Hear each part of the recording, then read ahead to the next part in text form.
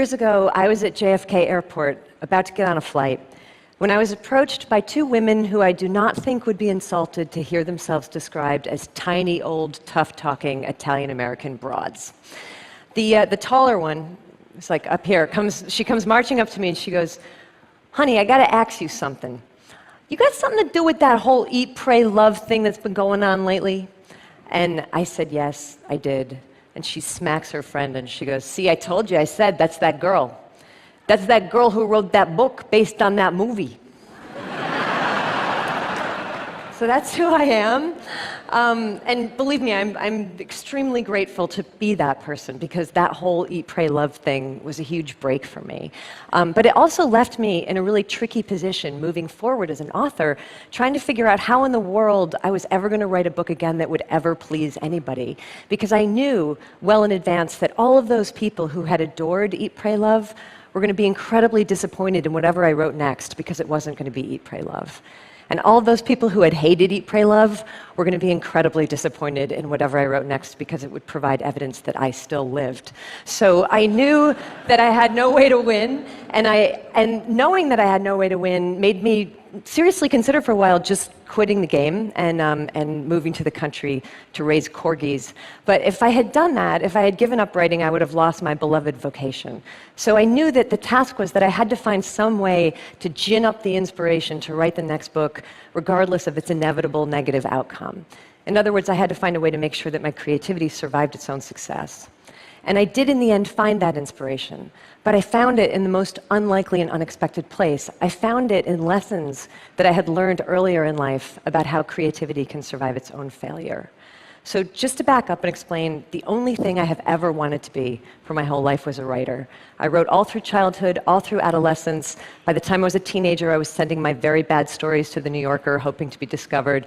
After college, I got a job as a diner waitress, kept working, kept writing, kept trying really hard to get published, and failing at it. I failed at getting published for almost 6 years. So for almost 6 years, every single day, I had nothing but rejection letters waiting for me in my mailbox. And it was devastating every single time. And every single time, I had to ask myself if I should just quit while I was behind and give up and spare myself this pain. But then I would find my resolve, and always in the same way, by saying, "I'm not going to quit, I'm going home." You have to understand that for me, going home did not mean returning to my family's farm. For me, going home meant returning to the work of writing, because writing was my home.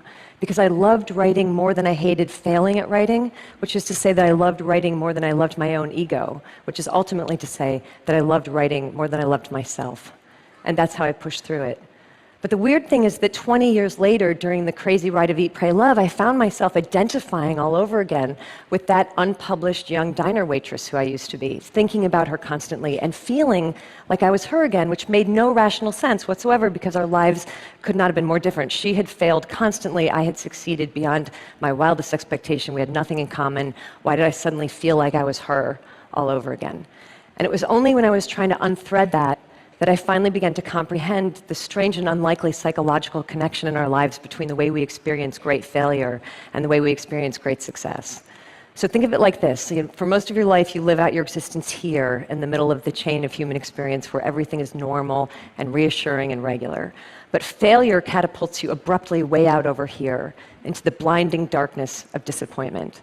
Success catapults you just as abruptly, but just as far, way out over here into the equally blinding glare of fame and recognition and praise.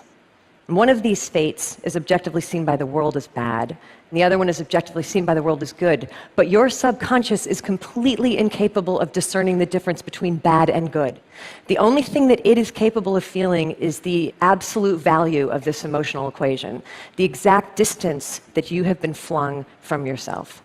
And there's a real equal danger in both cases of getting lost out there in the hinterlands of the psyche.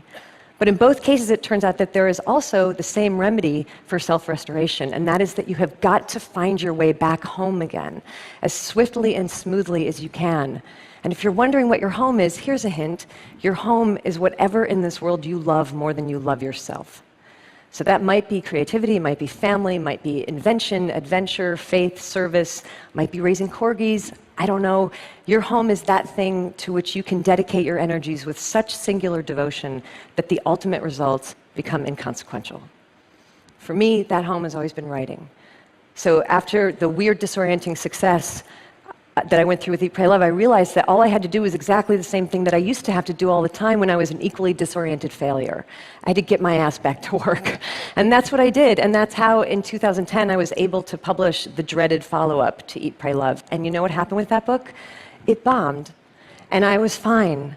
Actually, I kind of felt bulletproof, because I knew that I had broken the spell, and I had found my way back home to writing for the sheer devotion of it. And I stayed in my home of writing after that, and I wrote another book that just came out last year, and that one was really beautifully received, which is very nice, but not my point. My point is that I'm writing another one now, and I'll write another book after that, and another, and another, and another, and many of them will fail, and some of them might succeed, but I will always be safe from the random hurricanes of outcome, as long as I never forget where I rightfully live. Look, I don't know where you rightfully live, but I know that there's something in this world that you love more than you love yourself. Something worthy, by the way. So addiction and infatuation don't count, because we all know that those are not safe places to live, right? The only trick is that you've got to identify the best, worthiest thing that you love most, and then build your house right on top of it, and don't budge from it.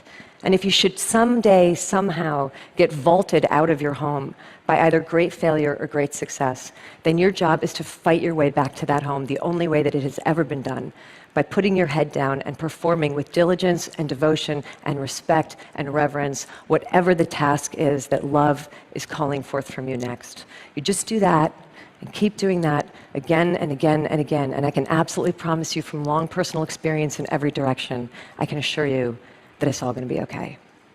Thank you. Thank you.